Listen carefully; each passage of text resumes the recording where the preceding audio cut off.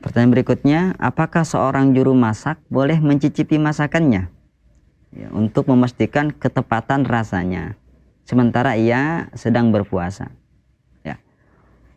Mau juru masak ataupun ibu yang masak, bapak yang masak, siapapun yang masak, bolehkah mencicipi masakannya? Ya.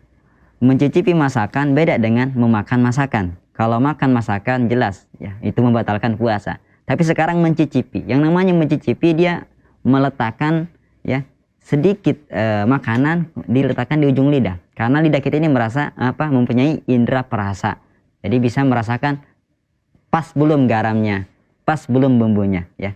Kalau seperti ini maka para ulama mengatakan tidak membatalkan puasa. Boleh seseorang mencicipi masakan karena dia sedang butuh ini, takut nanti kalau nggak tepat rasanya marah nanti suaminya misalkan ya, atau pelanggannya nanti bubar nanti tokonya, warung makannya, maka boleh saja mencicipi, sekedar mencicipi ya, jangan pula ditelan. Oh kayaknya enak nih, lanjut ditelannya langsung, maka ini jelas membatalkan puasa. Tapi kalau sekedar mencicipi saja, oh sudah pas rasanya, udah gitu, maka tidak masalah. Dan ini merupakan pendapat dari Ibnu Abbas radhiyallahu an, yang mana beliau mengatakan la ba'sa an yadzuq al-khalla wasyai. Tidak masalah seorang yang berpuasa itu mencicipi cuka atau mencicipi makanan ya. Dan itu la yuftiru, tidak membatalkan puasanya ya. Oleh karenanya yang terpenting apa? Jaga-jaga jangan sampai ketagihan kelanjutan.